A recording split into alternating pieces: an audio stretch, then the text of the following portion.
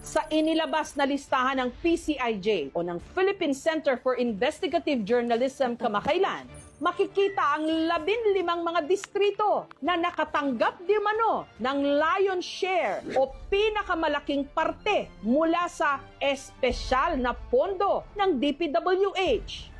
At ang nanguna sa listahan, ang unang distrito ng Ilocos Norte, kung saan ang tumatayong congressman ang presidential son, Sandro Marcos. Sumunod naman sa kanya ang Leyte 1st District, na distrito naman ng pinsa ng Pangulo, ang dating House Speaker Martin Romualdez.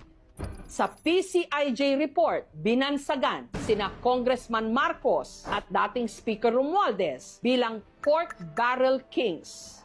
At ang tawag daw sa pondong kanilang natanggap, allocables, na ayon sa PCIJ report, ang siyang bagong anyo ng pork barrel